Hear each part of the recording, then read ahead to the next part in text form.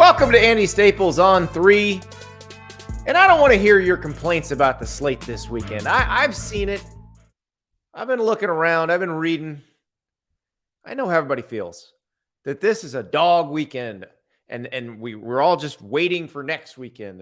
We're waiting to get Notre Dame and Ohio State and Colorado and Oregon. And we got to wade through this weekend to get it next week. I don't want to hear it. Don't want to hear it. Every college football weekend is precious. And also, these are the ones that give us those weird games that we never saw coming. So we'll talk later in the show about some lines, because one thing I saw looking through the lines this week, that the theme seems to be there's a bunch of big home underdogs in conference games. And that usually means something funky is going to happen in at least one of those games, maybe more. So let's not completely write off this weekend yet. I think it would be a little bit of fun to be had. So let's just calm down, and we'll hone in on one particular game quite a bit today. It's one of those where there's a decisive favorite. Tennessee is favored. I think the line opened at 7.5 over Florida. It's now gone down to 6.5. But Tennessee is a road favorite against Florida. But it's one of those where I think the wider world is like, oh, yeah, Tennessee's going to win that game. But Tennessee hasn't won in Gainesville since 2003, and they play there every other year. Meanwhile, it's a massive existential crisis if Florida loses this game because of what's coming up on the schedule. So there's a lot to unpack in that game, even though it probably isn't going to affect the SEC East race. It probably isn't going to affect the SEC race. It's just interesting. There's a lot going on there beneath the surface. And so we're going to talk to a couple people about that game. We're going to have Tennessee receiver Bru McCoy, fascinating guy. Remember, he played at Texas. He played at USC. He was a 5-star all-everything recruit out of Modern Day in Orange County. Now he's at Tennessee. He caught that massive pass to set up the game-winning field goal in the Alabama game last year. He's emerged as one of the leaders on this team this year.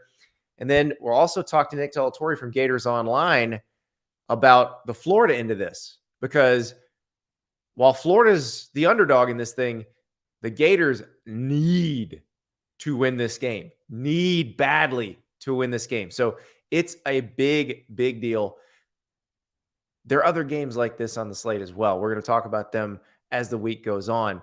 But before we get to that, we got a little bit of news. The NCAA on Tuesday clapped back at North Carolina and said, "We heard you, now hear us." And one of the things they led with is saying the NCAA is aware of violent and possibly criminal threats recently directed at committee members involved in regulatory decisions. The national office is coordinating with law enforcement and will continue to do whatever possible to support the volunteers who serve on these committees. Basically, they're saying people are threatening the people who served on the committee that denied Tez Walker's waiver. Tez Walker is a receiver at North Carolina.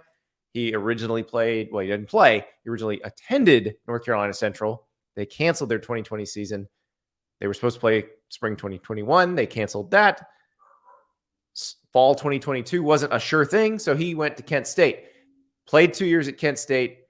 Now he's transferred to North Carolina. He thought he would get the waiver because basically he didn't play at North Carolina Central, and also because he was enrolled at North Carolina before the guidance changed on the waiver process. But his waiver has been repeatedly denied.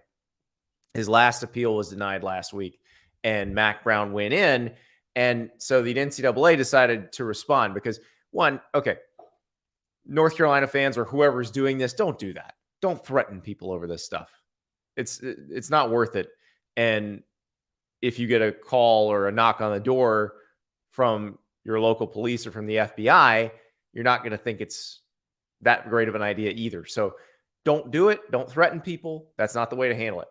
But the NCAA also not great at handling things either. In the explanation for this, which they don't name Tez Walker in this, but they do basically say, and this I've said this before. I said this about this case. The coaches wanted these rules. The schools wanted these rules. And the NCAA's position on this is basically, you asked for the rules, we gave you the rules, and now you're complaining about the rules. So here's what they said about, we would say they're subtweeting, if we were using the lingo of the kids, subtweeting Tez Walker's case here. Academic data demonstrates that transferring typically slows student athletes' progress toward a degree, especially with those who transfer later. It stands to reason that multiple transfers would further slow time to a degree, citing extenuating factors such as mental health, which was cited in the Tez Walker case, does not necessarily support a waiver request, but instead may in some situations suggest a student athlete should be primarily focused on addressing those critical issues during the initial transition to a third school. So basically they're saying, oh, no, he needed to sit out. Well, okay, he's on pace to graduate in 2024. I don't necessarily think he needed to sit out because of that. You're covering your butts here, NCAA. It's not going to work. Nobody likes this decision. You're not going to sway the people who are mad about it, but that's okay. And we'll move on. Now, this is the last part of it, and this is the part I find the most interesting. And this was signed by Jerry Moorhead, who's the president at Georgia and the chair of the Division I board. And I'm not even going to try to attempt the last name of the president of the University of Evansville because I will butcher it, and I apologize for that. But he also signed it. So this is the NCAA once again reinforcing that it was the schools, including North Carolina, that asked for the rules to be tightened. The Division I board is troubled by the public remarks made last week by some of the North Carolina leadership. Those comments directly contradict what we and our fellow Division I members and coaches called for vociferously, including UNC's own football coach. We're a membership organization, and rather than pursue a public relations campaign that can contribute to a charged environment for our peers who volunteer on committees, we encourage members to use established and agreed upon procedures to voice concerns and propose and adopt rule or policy changes if they are dissatisfied. Basically saying, you made the rules, we applied the rules. If you don't like them, then change the rules. That's what they're saying. So yes, North Carolina, change the rules if you don't like them. And that's the crux of all this. They begged for the rules, and now they're complaining about the rules. But here's the problem, and here's where the NCAA screws this up. They could have granted this waiver, and nobody would have noticed, and no one would have complained. They could have granted Darrell Jackson's waiver at Florida State. Nobody would have noticed, and nobody would have complained. So you can say this now that we're standing up, we're drawing a line in the sand. You make decisions all the time to go against what your normal policy is. You've done this year after year, over and over again. You could have done it here and avoided this PR nightmare, but they're just so bad at it. They're so bad at PR. That's why everyone hates the NCAA, and they're never going to win a PR battle again. The question here is what North Carolina does. Matt Hayes wrote a column at Saturday Down South, and he said, North Carolina, just play the guy. Just play him. Memphis did that in basketball with somebody. They were forced to vacate wins, but what if the NCAA forces North Carolina to vacate? Who cares? We watch the games. We know who won. That's the part that's interesting to me, because what that would be is pure revolt against the NCAA. It'd be North Carolina saying, we no longer agree to abide by the rules that we agreed to. And I'm not sure that's necessarily a bad thing in this case, because football needs to be broken away from the NCAA anyway. The NCAA does not need to be governing big-time college football. Maybe the FCS level, the Division II level, Division III level, sure. But the massive cash cow profit generating part of college football, NCAA probably doesn't need to be involved. You could have the conferences that run the college football playoff, the FBS conferences, they could govern college football themselves, have their own rules, agree upon their own rules. And maybe they would like that better. At least it would probably be less layers of bureaucracy. So that would probably be the solution ultimately. That's not the solution here. That's not the solution now. And you don't have Tez Walker playing unless you decide to defy their order and just play him. But the NCAA, the shock value of people are threatening committee members, yeah, that's really bad. They shouldn't be doing that. But as far as defending this decision otherwise, you can't defend it. He'd already enrolled before you changed the rules. You can't defend that decision. So just stop trying to make anybody like you. Everybody hates you, NCAA. Get used to it. That's how it's going to be forever and ever and ever. So you don't have to, and if you take that attitude where you don't have to make any friends, then you can make decisions like this and just let it roll off your back, I suppose. But don't try to defend it to the wider world. It's not going to work.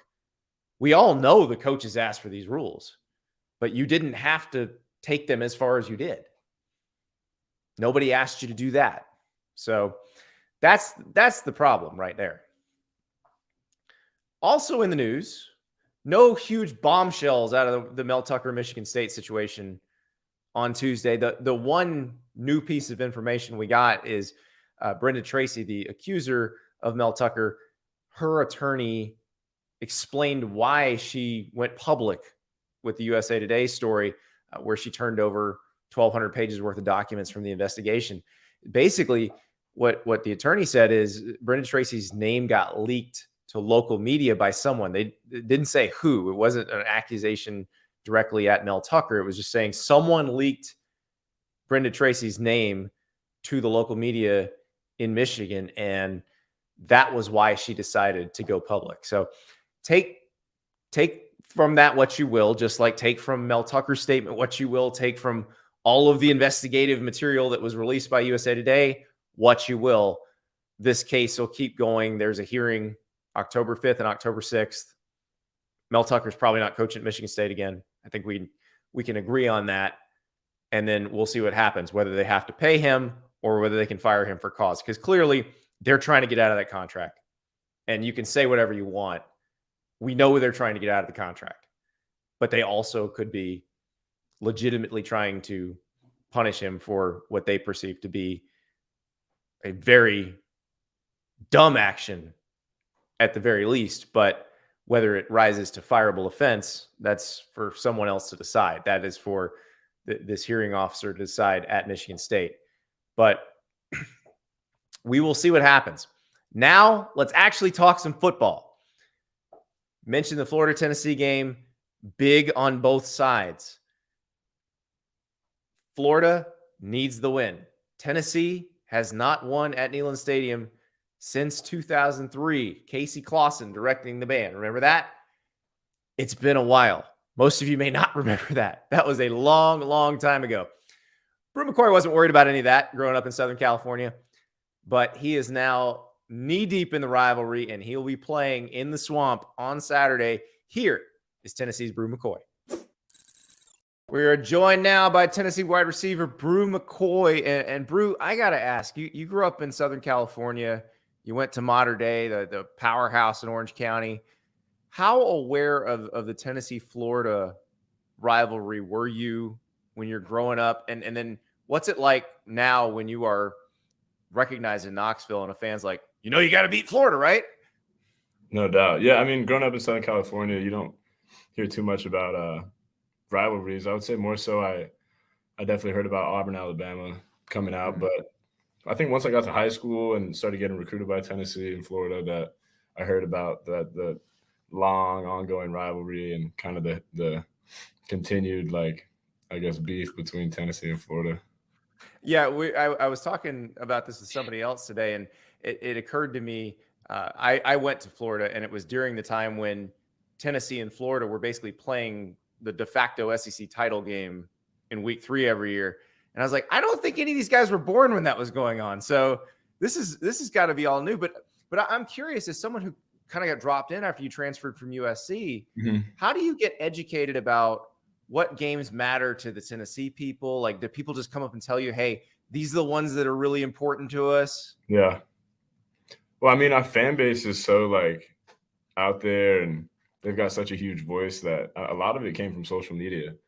a lot of it had to do with like I would read tweets and stuff that people put out leading up to games, and then obviously like in the building you get some education from your coaches and former players or former coaches that come speak to the team. They'll bring up the rivalry and what it means to them, so you kind of learn through them, and then you kind of buy into it yourself because obviously you're part of the brand and the team.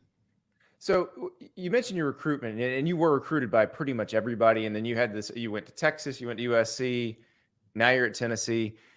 If you could give some advice to 5-star recruit Bru McCoy now, knowing everything you know now, what would it be? Man, just I would probably say don't put too much pressure on yourself, and make sure that you invest into the right things, like what you want to do and what you want to accomplish.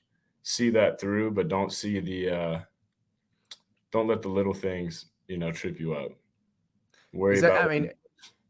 Is that just being older and understanding that, or is that having been through all this stuff? No doubt. I mean, I look back in hindsight and I'm like, man, like if I could do it all over again, definitely would have done things differently. But also I learned a lot and matured a lot through it. And it sucks like when it gets brought up, you got to address it. You're like, yeah, but like for my shoes, it was different. It's probably different than the way the media portrayed everything, but that's not really what matters at the end of the day. It's not where you start, it's how you finish. That's what I was going to say. Are you glad that it worked out this way? Because it seems like you're having a lot of fun at Tennessee, and it's been a fairly rewarding experience so far.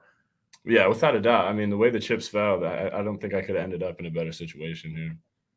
So this offense looks like so much fun when you're a receiver. What is it like when you come in and they say, all right, here's what we do. And by the way, do it fast. And even if you don't know how to do it fast. Man, it kind of broke a lot of like the typical football rules that you grow up learning, which was interesting to me, but it was kind of hard to wrap my head around because there's certain things that you become like, it's like muscle memory that you've been doing them for so long. And then the tempo piece, I think I didn't really get fully like a full understanding of the offense until I understand like the impact of the tempo and how it affects the game and why wide splits and affects the defense. And once all those things were explained to me from like a analytical standpoint, I was like, oh, okay, like I understand why everything all has to happen at the same time. But definitely hit the ground running getting here like last summer. So it wasn't easy, but I caught on pretty quick. Well, those wide splits are amazing. And what Bru's talking about, for those who don't know, is if you watch a Tennessee game or if you watch an old Baylor game, you see receivers lined up outside the numbers on both sides of the field. And it used to be that nobody ever did that. So, Bru, I'm wondering, from your standpoint, when you're lined up and you look out and you see the defense kind of adjusting to how you guys are moving around, is it almost like kind of seeing the Matrix where you can tell exactly what they're trying to do? Yeah, I mean, a lot of that has to do with like the film study throughout the week, but it definitely works to your benefit knowing like the tendencies of a defense and how they choose to disguise certain defenses and how they rotate. They're down in distance, certain, coverages they're more favorable towards. But yeah, within the offense, it's like it's probably advantageous just as a football player because knowing coverages can take you a long way in the offense. So the more you study, like the better you are at making the right decisions in our offense. Well, and also in this offense, it seems like how the defense plays you determines who gets fed the ball, whether it's the backs or whether it's a certain, an outside receiver or a slot receiver. How do you, stay engaged? Because I heard you talking about the Alabama game last year, and you had that huge catch that set up the game-winning field goal, but that was not a game where you'd had a massive game before that. Like, how do you stay engaged and ready when maybe the defense is dictating the ball goes to somebody else? Well, I mean, me personally, like I love the block. I love to play physical. So I do my best to take advantage of those plays on the perimeter. If they're dropping 8 or it's a prevent type coverage, a cloud, like those are opportunities for other people to get the ball. So you just do what you can, play the game within a game, So whether that be blocking downfield or making sure that I run a certain route to pull a safety, whatever it may be, it's just showing up in whatever way you can. I do love that. I actually think like when you say that, you should stare directly at the camera and say, hello, NFL scouts. If you didn't know already, I really like to block. Go back and watch my film and watch me block. But no, I mean, is that something you've always enjoyed, the contact part of it? Because with some receivers are just dogs and love doing it, and some guys it's an acquired taste. I think like when you train yourself to do it, it adds a different aspect to your own game. Like if you're super physical in perimeter blocking, I know it's got to get kind of frustrating or at least exhausting as a corner to have to cover and then block and try to shed, a bigger receiver and make a play and then go and he's gonna now got to run a route. And so it just adds an aspect to the game that I think gives me a competitive edge. So speaking of competitive edges, it would seem like having a quarterback who can throw the ball out of the stadium is also a competitive edge. What is the setting on the jugs machine for practicing for Joe Milton? I think we've got it turned up about like just a threshold below like breaking your fingers. I don't know. It's probably 5 or 6 on the jug. And that was not the Hendon setting, right? It got cranked up for this year. Yeah, I mean, we always keep it high just to challenge ourselves, but definitely an emphasis on speed of the ball this year. With Joe, he can throw the ball so far.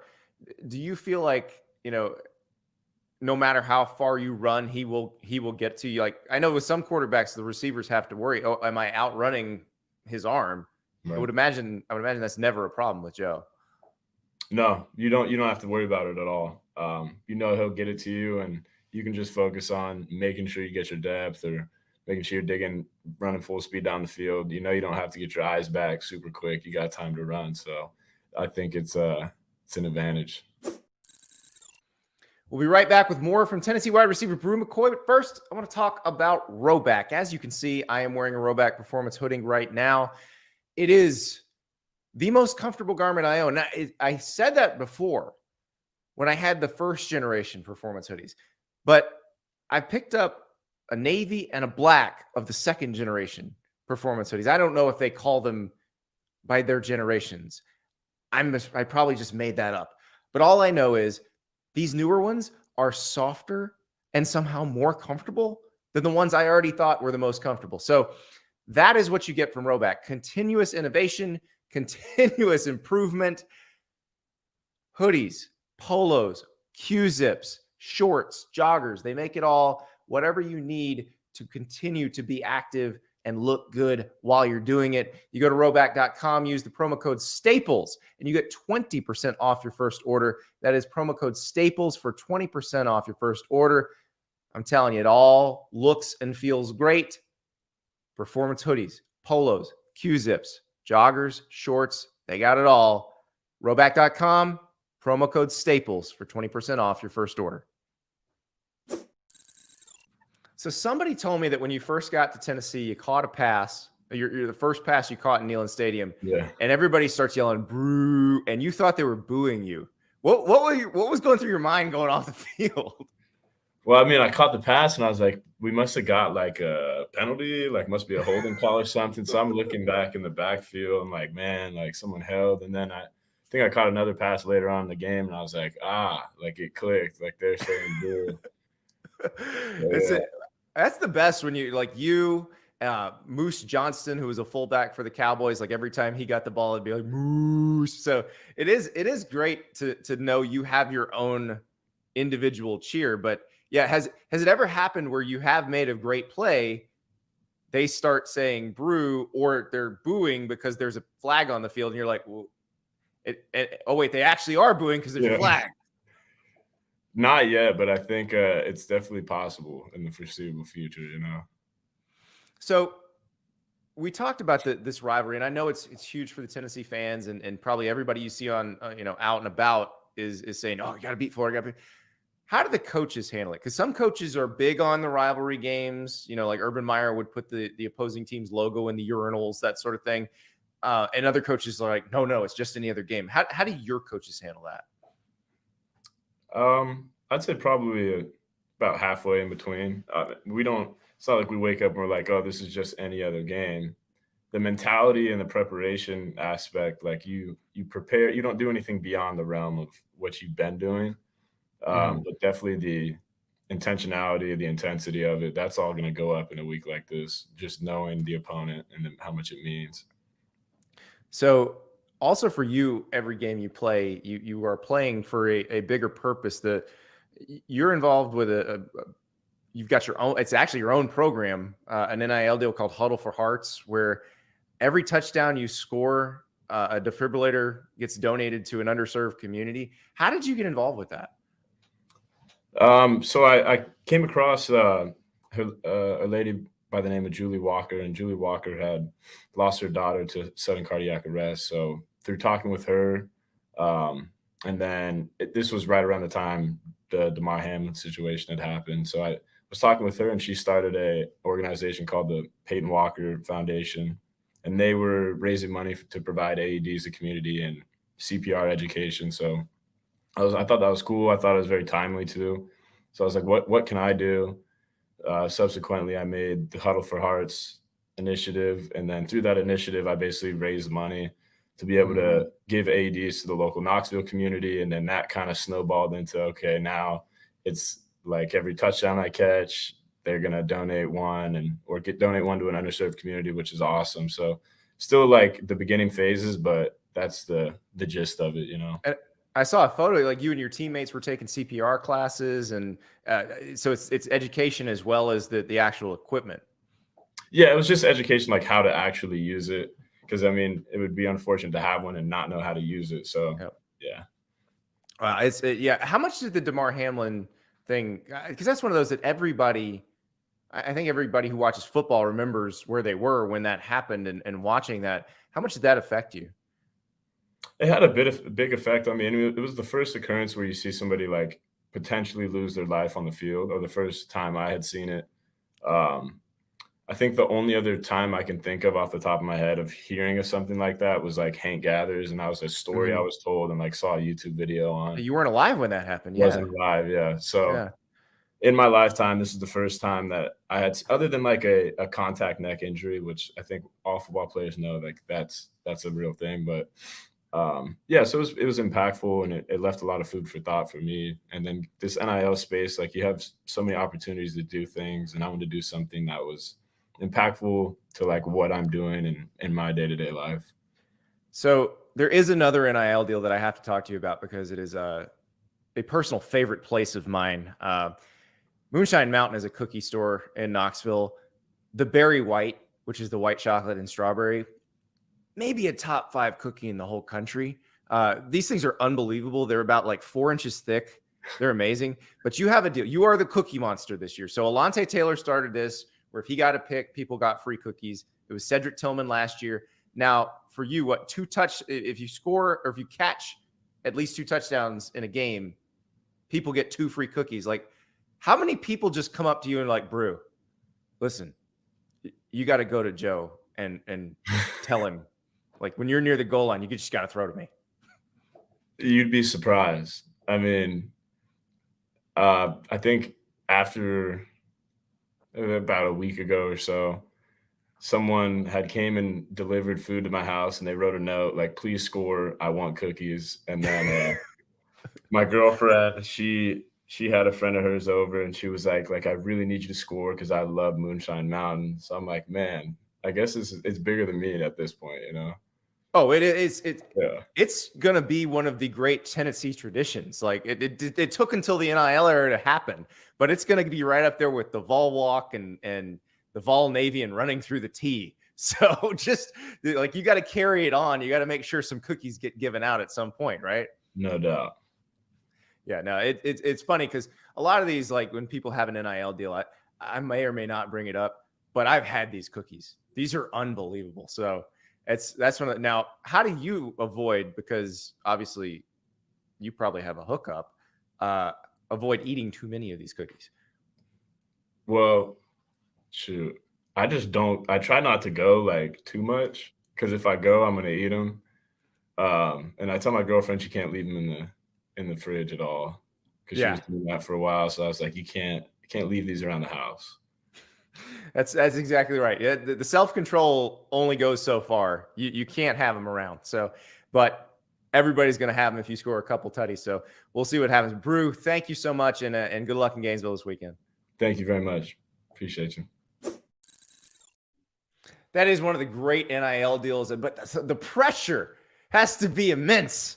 Alante Taylor handled it very well. Cedric Tillman had it last night. Tillman had some games he had to miss because of an ankle injury, but it has got to be a lot of pressure, because I'm not lying when I say how good these cookies are. I'm not lying when I say how thick these cookies are. Basically, they cook them up and they let them set for like 30 minutes because they're massive, just giant pillows of cookie.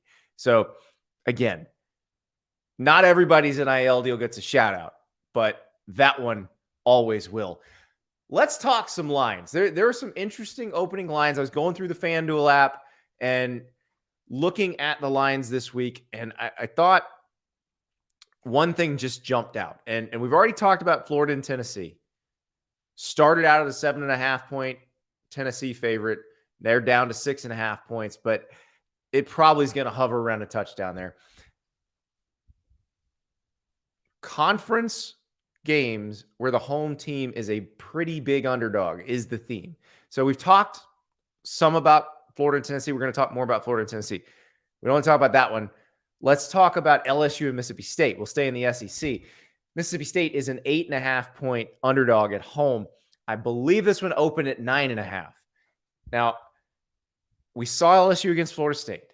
That second half was not promising, but Mason Smith is back playing now. Perhaps LSU has changed and evolved. You know, Brian Kelly said after that game, it felt very uncharacteristic. It felt not like them.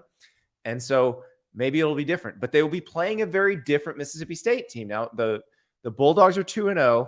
They needed overtime to beat Arizona. They took a lead, took advantage of some turnovers by Arizona early, but then had to hang on and then win in overtime. So they will be at home, though. This is an 11 a.m. local kickoff. The cowbells will be ringing early, but that's kind of a sleepy start time. Don't know exactly who that affects more, whether that's the home or the road team, but it's a sleepy start time. And this is a very different Mississippi State team than the last time LSU saw them, because obviously the late Mike Leach was coaching Mississippi State the last time LSU played them. They were running the air raid. Very different offense now. On Saturday, Will Rogers, the quarterback at Mississippi State, attempted 17 passes. This is a guy who would routinely throw over 40 passes, sometimes over 50 passes in a game. And this is a very different looking offense run by Kevin Barbay. How will LSU handle that? Will it be easier? Will it be tougher? It's hard to say because we just don't know. For LSU, I think they're fine if they can establish a running game that goes beyond Jaden Daniels scrambling. I think that was their biggest offensive problem in the Florida State game, was they just could not get a run game going. Like, Florida State never abandoned the run. They kept trying, even when it wasn't necessarily working too well at first. And eventually they wore down LSU, and then the dam sort of broke in the second half. But LSU didn't really try to do much beyond have Jaden Daniels scramble. That was their most effective way of moving the ball on the ground. And that was dangerous. As you saw, there was the moment where Jaden Daniels tried to hurdle and then just got slammed back to the ground. You got to be careful with that. Now, obviously, they do have Garrett Nussmeier as the backup. So if something bad were to happen to Jaden Daniels because he's running so much and getting hit a lot, then they have a capable backup quarterback. But that's not a way to continue to win games throughout the season when there will be tougher opponents on the schedule. That LSU needs to establish a run game beyond the Jaden Daniels scramble. So if they can do that, I think they go in and they beat Mississippi State. But that's a big number. That is a big number for a home team in an SEC game. So we'll see how that goes. Another one that is kind of weird, TCU at Houston. This is the first Big 12 game for Houston. Now, you just saw Houston lose to Rice in double overtime, and really the game could have been worse because Rice jumped on Houston and Houston came back and forced overtime. But Dana Holgorsen got up after the game and said, look, maybe we were too excited about the first Big 12 game against TCU next week. And that's probably true. I would imagine you will see Houston playing quite a bit better early in this game, trying to make a point. And also, we don't really know what TCU is yet. We saw them against Colorado. We saw that defense get torn up by Colorado's skill players. Houston does not have that level of skill player on the outside. Tank Dell is not there anymore. But it's possible that Houston can take advantage of some things that they saw Colorado do. So 7.5 points for a team's first game in its new conference, where everybody's going to be pumped. This might be the best shot Houston gives somebody all season. So to be more than a touchdown dog at home, that one seems like a tricky one too. And then the other one is in the Big Ten. Penn State at Illinois, 14.5-point favorite is Penn State. Remember the last time these two played? It was 2021. It was that 9 overtime game in State College. The last we saw Illinois, they were getting smoked by Kansas on a Friday night. The Illinois offense did not seem very creative. It was a lot of Luke Altmaier throwing to the sideline. The one time they did start throwing over the middle, they scored. But and then you saw Luke Altmaier run for that long touchdown. And you wonder, okay, why don't they incorporate more design quarterback run into this game? So there's some stuff Illinois has in the toolbox that I don't know that they used all that well against Kansas. Maybe they use it better against Penn State. Obviously, people are going to be excited for this game. But here's the thing about Penn State. If Drew Aller is what we think he is, if he is the serious upgrade at quarterback that we think he is, and the higher ceiling at quarterback that we think he is, then I do think that Penn State's going to cover the spread. If this was the typical what we saw out of the Nittany Lions with Sean Clifford the last few years, I would expect Penn State to go in here and not cover the spread, probably win, but very close. That's going to be the test. How does Drew Aller handle this? You got the law firm coming after him, Johnny Newton. That guy, he's real good. So you got to deal with him. But I'm excited to see what he can do in a game like this. It'll be a salty defense, conference game. Illinois is not the toughest road environment, but the fans will be excited for the first Big Ten opponent at home. So this will be a good test, and it's a big spread. We'll see if Penn State can cover that number. So that one feels like could get real weird. But the other one that could get weird, one we were talking about earlier, Tennessee, Florida, because Florida needs it so badly. Nick Delatorre from Gators Online joined us and explained why that is.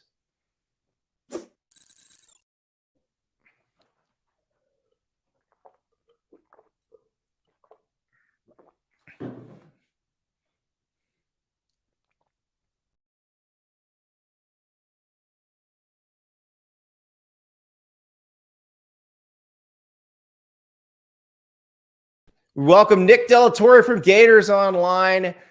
Nick, big one in the swamp on Saturday. Tennessee comes to town. Florida, 7.5-point dog at home to the Vols. I got to be honest with you. I had some people text me when that line came out, and they were like, "Can you believe they're a 7.5-point underdog at home?" I was like, "Yeah, I kind of can."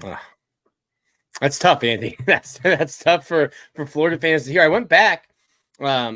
Florida and Tennessee have played in Gainesville 21 times. Tennessee has 5 wins in those 21 trips. The last one was in 2003, 20 years ago. Nobody snatches defeat from the jaws of victory in Gainesville quite like Tennessee, but I'm with you. Despite having seen Tennessee find new and creative, innovative ways to lose in Gainesville, I wouldn't look at the men that build palaces out in the desert and say, I think you're wrong on this one. I was going back through with the BallQuest guys some of those various ways that Tennessee has snatched defeat from the jaws of victory. We were talking about Felipe Franks to Tyree Cleveland, I believe, as one of those. And what's Will Greer? Who'd Will Greer hit? Will Greer to Antonio Callaway. That was Jim McElwain walked in, and I asked him, I was like, what's that play called? And it was like, train right Jill, Big Ben in. And I was like, oh, gold. I don't care if that's even the real play name, but thank you, Jim. That sounds like something you'd read in one of those books. Not like a play name. One of those books. So, but yeah, you're right. Tennessee has been not just unlucky in Gainesville. They just always have. They haven't always been good. 2003. How old were you in high school in 2003? Middle school in 2003? High school. I think it was my freshman year of high school. So Casey Clausen to James Banks has no meaning to you. None. James Banks who caught the pass, didn't throw the pass, caught the pass, the last Tennessee 5-star quarterback before Nico. Wow. I mean, we're getting up to the point with September 11th happening this weekend. I started looking and thinking, man, there's not many guys on this roster, on either roster probably, that were alive for September 11th. And then I realized Graham Mertz wasn't, but Joe Milton was. You know, these are guys who are getting into their fifth year. Older, yeah. So there's freshmen on Florida's team and Tennessee's team weren't alive the last time Tennessee won in Gainesville. Now we get in trouble. You know, that was Dan Mullen's first year. We always talk about the Kentucky streak, and Dan probably infamously said, well, it's going to end sometime, and it ended 5 days later. So, you know, sorry to all the Florida fans listening to this right now. So for the Gators, for these guys on this team now, how important is the Tennessee game for them? Because I heard Billy Napier talk about, he was telling them in the 90s it was the biggest game in the SEC. Yeah. But, I mean, some of their parents were probably in high school then, you know, or I don't see how that would even resonate. Yeah. For me, it's a, I don't know if you can call Billy Napier's 16th game a must-win game. And I'm certainly not saying it's a must-win in the sense that someone's going to get fired. But looking at the schedule, and the last time I was on, Andy, I talked to you, I was like, there's not a lot of wins in that back half of the schedule. Billy Napier was the first-year coach at Florida since Charlie Pell to lose to every rival. You can't do that again. When I look at the rivalry games, Florida State looks great. Georgia's Georgia, and you have to go to LSU. This one I'm probably circling as the most winnable rivalry game. You're at home. It's going to be a great crowd. I think just as a proof of concept and a continued, hey, the program's going in the right direction, that's why I think this is a must-win game for Billy Napier in Florida, just because the back end of the schedule is tough. It's going to get brutal starting in October.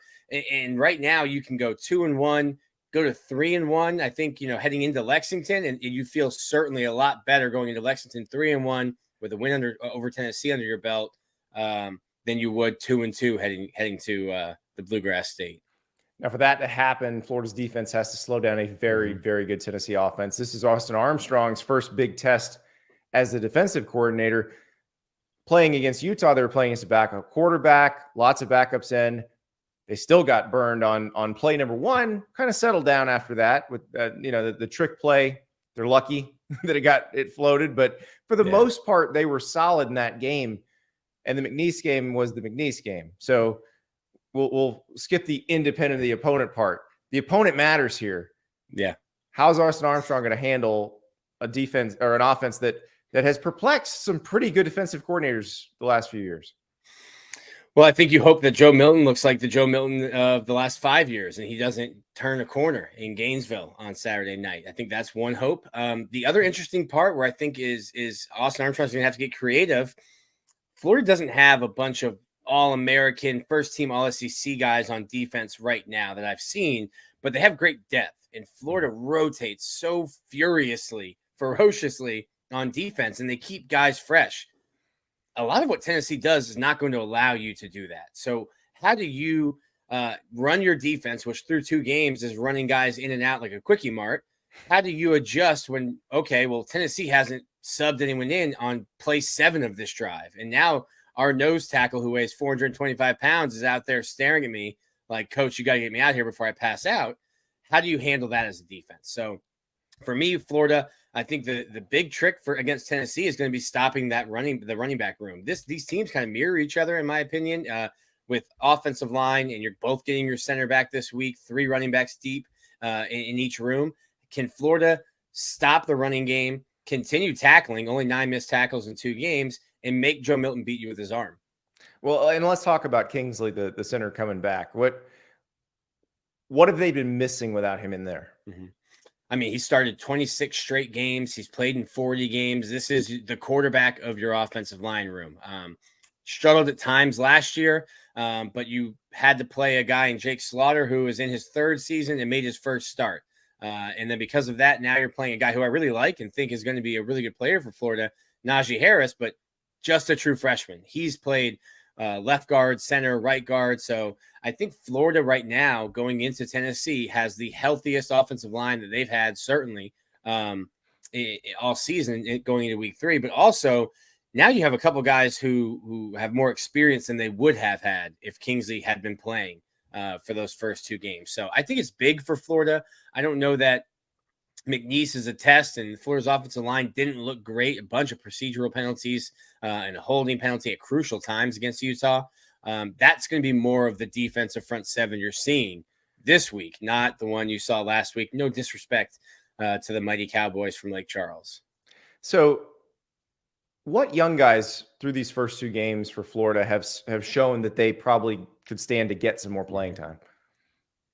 Eugene Wilson. I think he's played nearly 60 snaps, but just get him touches. I look at Florida, the way that Urban Meyer used Percy Harvin, and Percy Harvin was in the backfield just doing running back counters and running past a bunch of South Carolina Gamecocks.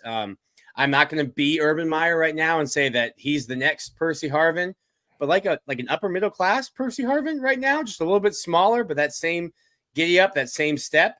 So I think when you look at Florida's offense, the wide receiver room was wide open. Somebody needed to step up. Your only proven guy coming back was Ricky Pearsall. You have some older guys, a guy in Khalil Jackson, former walk-on who earned a scholarship. But when I look, I've started calling them the 23-3 with Aiden Mizell, Andy Jean, and Eugene Wilson. There's a ton of opportunity for all 3 of those young guys. And obviously Eugene Wilson is the one that is getting the most opportunity, but give him the ball. Scheme ways just to get the ball in his hands, speed and space.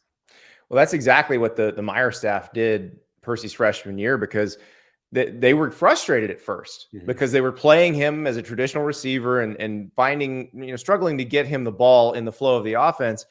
And at one point after a few games, I think Urban Meyer and Dan Mullen just basically said, screw this. Why can't we just hand it to him? And suddenly they're handing it to him on jet sweeps. They're putting him in the backfield.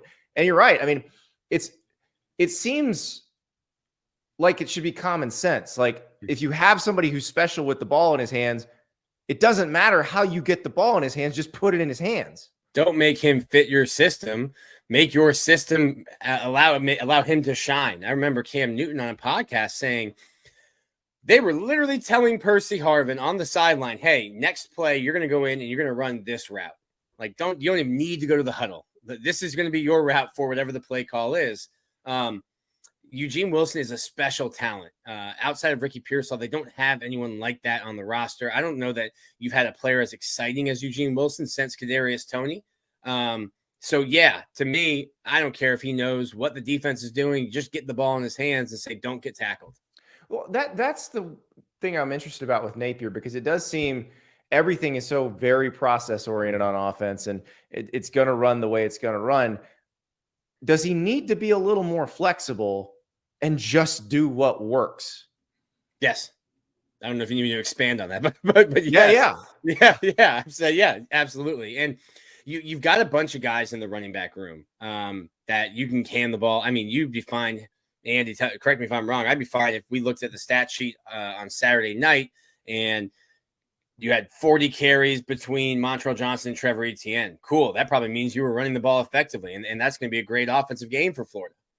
I would suspect Florida wins the game if we saw that, and I would expect Florida would have won a fairly low scoring game for a Josh Heupel Tennessee team if that is what we saw on the box score. But let's talk about that, because this is it's a cheesy sports talk radio question, but Florida wins if. I think Florida cannot overcome the margin of error for Florida is just so thin. Florida cannot overcome turnovers. I think the blueprint is out there. Utah showed, hey, listen, if you can stop Florida's running attack and make Graham Mertz beat you with his arm, we don't know if Florida can do that yet. And I don't think Graham's been bad. One interception kind of went through Ricky Pearsall's hands. But I don't know that Florida is built to come from behind. I don't know if you're down 10 in the fourth quarter, especially with the new clock rules, that Florida is built to come back and outscore you by 11 in that scenario. So the blueprint's out. And what can Florida do to combat that? Because you're going to face a better front seven this week. Tennessee's much deeper. They've looked much better defensively than they did a year ago. So that's going to be a challenge for Florida. I think Florida needs to try to establish the ball early, and you can't get into a situation where you're third and long, but chasing the sticks in obvious passing situations. Yeah, the thing that jumps out about Tennessee so far this season is their speed off the edge. They seem like they can be very disruptive to a quarterback, whereas last year that wasn't necessarily what they were going to do, but they had better DBs who could cover. This time they can get after him. And that's, you're right. If Florida can't run the ball, if Graham Mertz is going to be throwing and everyone in the building knows he's going to be throwing, I imagine they're going to tee off. So what we've talked about what a win would mean for Florida. If they lose this game, which Vegas thinks they will, what do you do next if you're Billy Napier? What is the plan going forward? I don't know what he would change. Fans are screaming that he needs an offensive coordinator. Fans That's not going to happen this year. It's not going to happen in season. Fans are screaming that they need a special teams coach. Well, if you want a dedicated special teams coach, which coach on staff are you firing? So to me, I don't know where Florida goes from here. Obviously, you get Charlotte next week. You probably climb back to 500. I don't think I'll be picking Florida to win in Lexington. I think Mark Stoops has outcoached Dan Mullen and Billy Napier in back-to-back years. And that's going to be a team that, especially if Devin Leary gets going, that Florida will struggle with to match physicality in the box and at the line of scrimmage. So then you start looking, South Carolina, is that a winnable game? And if Florida doesn't beat Tennessee and you've already lost to Utah, now you're probably in a scramble mode just to get to 6 wins and get to a bowl game. Such optimism from Nick Delatorre. We did talk about what happens if they win, though. So we've already talked about that. And I don't know if we're doing a pick, Andy, but my pick is more optimistic. My pick was very optimistic for the Utah game. I'm not sure I could be optimistic after that. You're a scorned lover. Very bad when I was like, guys, no. They got a very good chance in this game. And then they send 2 number 3s out on the punt return team. Yeah, well, I think this game will come down to I'm not a big Joe Milton believer. I'm not sure. I haven't followed. I didn't see you and Jesse's report card. I don't know if you picked Milton or if he picked Milton. I've got Milton and was sweating it out on Saturday because it was a rough start. The start of that game. I know there was some grumbling in the stands. I don't believe there were any Nico chants yet. Well, Josh Heupel has get there if that happens again. Josh Heupel has earned, I think, blind loyalty from the Tennessee fans. I don't think Joe Milton is different than the Joe Milton I saw at Friday Night Lights his junior year, than the Joe Milton I saw at Michigan, than the Joe Milton who lost the starting job to Hendon Hooker. Hendon Hooker was a great quarterback at Tennessee. I don't know why, just because he went to the Anthony Richardson School of Offseason Hype, throwing footballs, flat-footed 97 yards and hitting golf carts at the Manning Academy. I don't think there's any golf cart receivers that'll be on the team this week. So I don't know what we're waiting to see from Joe Milton. And we keep hearing he's going to turn the corner. He'll start making those short intermediate passes that he hasn't been making. And it's just like, why do we think that? At what point does a Tiger not change its stripes? This is who he is as a quarterback. Now, if he can run a little bit, can Florida tackle him? I think Jordan Travis ran for 937 yards against Florida last year. You have to be able to get those guys down. But I don't think that Joe Milton is the guy that maybe we hyped him up. And that's nothing against him. That's more on us that we hyped him up to be all off season.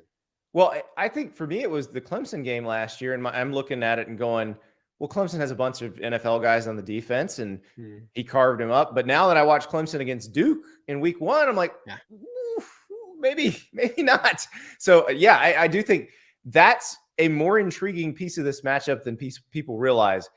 We'll just have to wait and see on Saturday how he handles it back to Joe Milton, back to his home state, and gets to try to win a game in the Swamp, something Peyton Manning never did.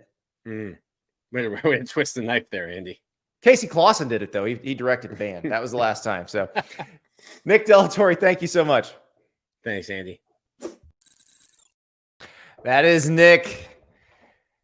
He's optimistic. I don't know if I'm that optimistic. After the Utah game, that my optimism faded as far as the Gators go, but we shall see. This is their chance to redeem themselves. And by the way, loving the chat, which is basically just turned into Florida and Tennessee fans sniping at one another. Feels like the 90s again. Somebody get some Candlebox on the CD player, because that's I feel like we're going into one of those games where it's Florida and Tennessee and the SEC East is on the line. And it's a de facto SEC championship because basically there's nobody in the West who can compete with either one. No, that's not what this is. But I do love that the energy is still there. And that's why I say don't knock on this weekend. There will be fun games this weekend, I promise. One game this weekend that I'm pretty sure most of you are not thinking about, but you may be after this. St. Thomas in Minnesota going to Cambridge to face Harvard. That's right, Harvard. We have our first Ivy League guest, Thor Griffith, defensive tackle for the Crimson. He was on Bruce Feldman's Freaks list. He is going to be a player to watch in the NFL draft circles as we go into the draft next year. He's also going to be a dominant force on Harvard's defensive line. You ever talk to a guy who could bench press 225 pounds 45 times? Well, I did. Here's Thor. We are joined now by Thor Griffith, the first appearance by a Harvard man on this show. Thor, how's it going? Doing good, Andy. How you doing? Doing great. So you are probably the biggest NFL prospect in the Ivy League. You made Bruce Feldman's Freaks list for a second year in a row. I guess the biggest question I have for you after watching what you can do is, does it get boring when you're doing 45 reps at 225 pounds on the bench press? Not really. I mean, I love lifting, so the more reps I get, it kind of compounds. The more I get, the more fun it is. So, but it just takes so long. I was just wondering, like, what are you thinking about while you're, because that takes over a minute. Yeah, I guess I just kind of think about the next rep, just keep trying to get the next one up. So my mind does go a little blank, and I just kind of focus in on it. So bigger accomplishment in your mind, the 45 at 225 or the 500-pound one rep max? I'll probably say the 500, because that's like kind of something that like I've ever since maybe like freshman year in high school, I always wanted like, I got to get the 500-pound bench. So probably that. The only reason why is like also is because like the 225, I'm hoping to get that higher and higher until I kind of don't have to do that anymore. I have a feeling you'll never have to do that again after next March. Once that's done, you're probably done with that. So yeah. So I want to talk to you about how you wound up at Harvard and your story, because I was reading about how the recruiting process worked. And so you were an elite junior hockey player when you were younger. When did you grow out of hockey? It was probably between the summer between 7th and 8th grade. I've been playing since I was 4, and I just kind of got bored of it, kind of outgrew the sport just because of doing it for so long, and I just kind of wanted to branch out and try other things. And so you wrestled in high school. You also played football. Coach Murphy said it was your hockey and your wrestling tape that really convinced him that you were the guy.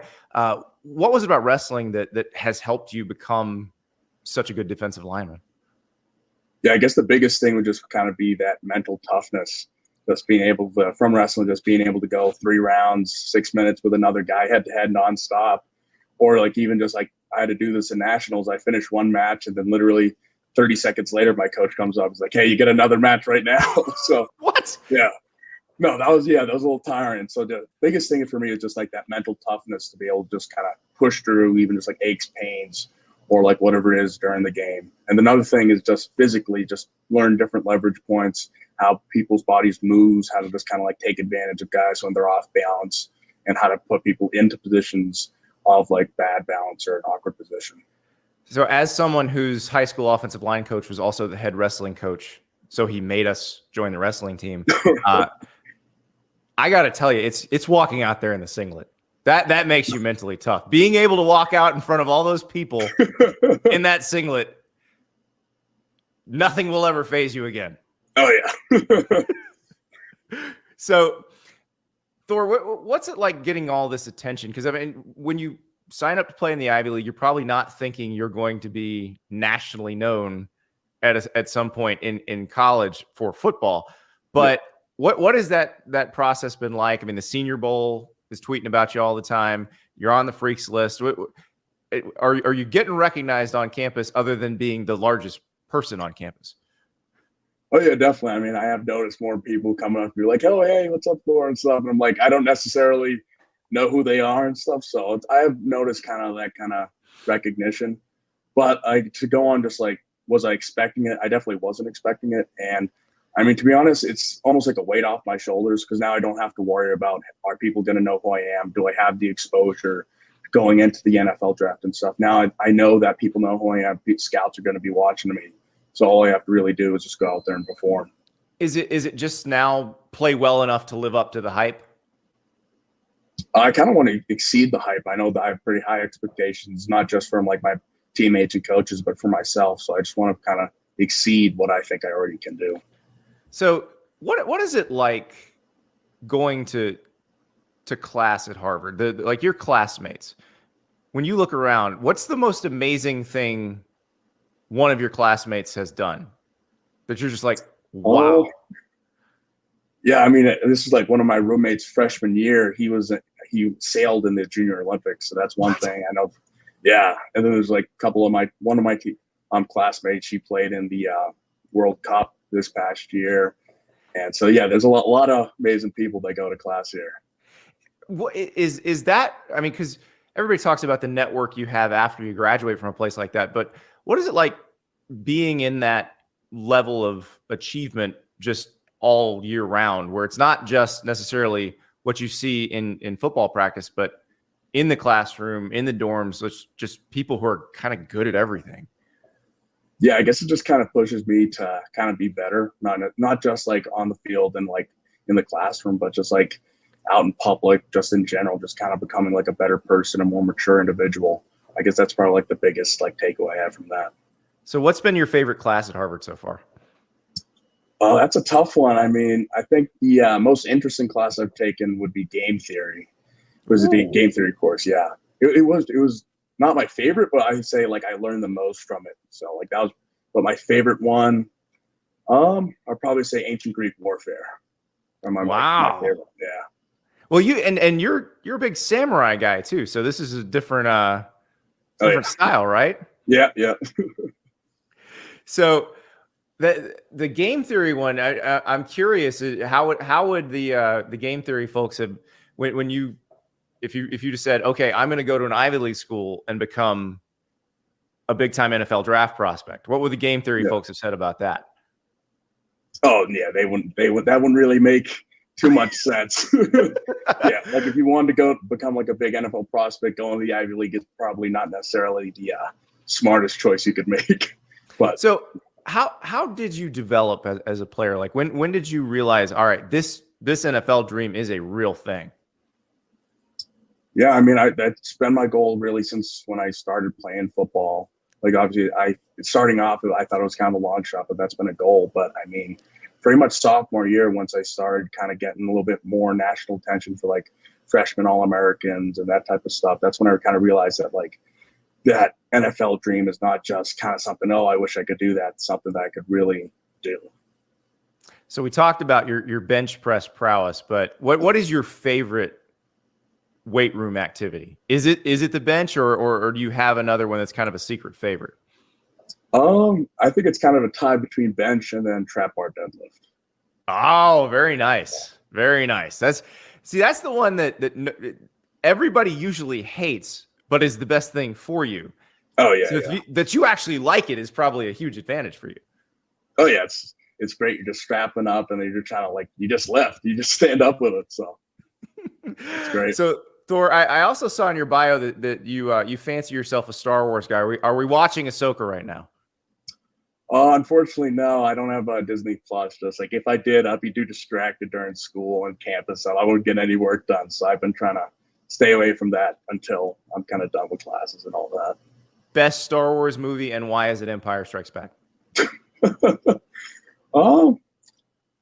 I guess I would probably say Empire Strikes Back is the best one, but I don't know. It's just great. Well, it's interesting because we're different generations. So, like, Yeah. for me, I had the Star Wars, Episode 4, Empire Strikes Back, and Return of the Jedi, like on VHS. Watched it constantly, when I was a kid. What was your first exposure to it? Yeah, it was. I was watching it with my dad, and then kind of showed me. I kind of started like not chronological, but just like how it's supposed to go. So I went 1, 2, 3, 4, 5, 6, like that. Oh, so Phantom Menace was your first, and you kept on watching. Yeah. That's dedication right there. Yeah, I was pretty young, so I didn't realize like how bad it was. Well, that's true. You got to A New Hope, and you're like, whoa, this suddenly got a lot better. Yeah, that's awesome. Well, Thor, as you go into this season, what do you want to work on the most between now and finishing your college career? What would matter to you the most to do this year? I guess skill-wise would just kind of be showing off my pass rush repertoire. I know, like, speaking with agents and like stuff, that's one of the biggest like things I got back for feedback is to really kind of show that off. So that's probably like my number one thing I want to really be able to showcase this year. And then another thing is just kind of just dominating the Ivy League and making sure that we can go 10-0 this year. That's the thing. Last year was, you guys were predicted to do very well. You were 6-4. Yeah. How much is that kind of pushing you? No, yeah, that's been a big motivator, not just for me, but for all of us this year. It's just like we had all the talent, all the pieces last year, but we were sloppy, we were undisciplined, and it just kind of led us to that 6-4 season. So this year, including me, we've been really harping on that discipline, not just like during plays, but outside of football, how we dress, how we like watch film and all that stuff, just so we can be extremely sharp and just not making these stupid penalties or giving up these big plays this year. One more before I go. The name. Your parents named you Thor. Yep. What? I mean, obviously we know where it comes from, but what inspired that? Yeah, it was my dad, and I was actually talking about this to him the other day because I was curious.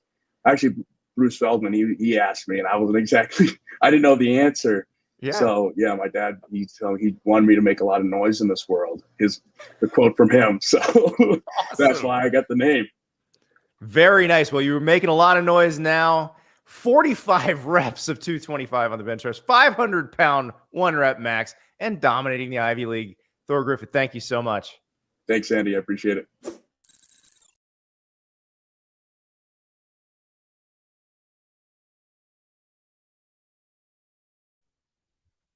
That is a monster of a dude. His dad wanted him to make noise in this world, and boy, did he ever make noise. It is something. Thor Griffith, we appreciate that appearance, and we'll be keeping up with the Harvard Crimson and Thor Griffith during the year because that dude is a monster. He is very, very difficult to block and could be the next big Ivy to the NFL sensation. But for our extra point tonight, we go back to someone who we interviewed on the show about a month ago. Biff Poggi, the new Charlotte head coach. You've seen him. You saw him at American Athletic Conference Media Days getting mad about only getting 3 questions. You saw him on this show puffing a cigar while doing an interview. Well, the 49ers went up to Maryland. They took a 14-0 lead, but they ended up losing 38-20. Now, I don't know what sort of message Biff Poggi was trying to send. In his press conference, he basically said, hey, listen, all positions are open all the time. But his depth chart that he put out is a work of art because every single offensive position has an or. Not just the quarterback, not just the tailback, every single one. Defense, no ors. Offense, all ors. So that seems to be a message that Biff Poggi is trying to send ahead of Charlotte's game against Georgia State this weekend. I imagine everybody got it. Good question. I'm going to keep my cigar lit. No problem. I'm telling you, Biff Poggi's going to be the coach we got to watch all season. We got Coach Prime over in Colorado. He's obviously making a lot of noise. At 8.7 million people watching that game on Fox, just a shade under the number of people who watched Alabama, Texas. So Coach Prime's getting all that attention. But I'm telling you, keep an eye on Biff Poggi. I thought they might be able to pull something off at Maryland. When you click on that thing in the second quarter and they're winning, you're like, ooh, okay, this might work out. So we'll see what happens. Georgia State's going to be favored this weekend. Can the 49ers pull off the upset? Can some of those offensive players take the oar off the depth chart next week? We will find out. Tune in tomorrow. It's the Picks Show. That's right. Fanduel will give us the lines. We will make our picks. Our special guest picker is Parker Fleming. You can find him on X at StatsOWar. He's one of the best analytics guys out there. And that's why I asked him to come on, because we've had people coming at it from different angles. Now we're going to come at it from the analytics side, and he's going to explain exactly how all this stuff is supposed to work. And the way he breaks it down, you'll see it mirrors the lines in Vegas very closely. We'll see what stats we need to be looking at to figure out how to win when we make our picks. Talk to you tomorrow.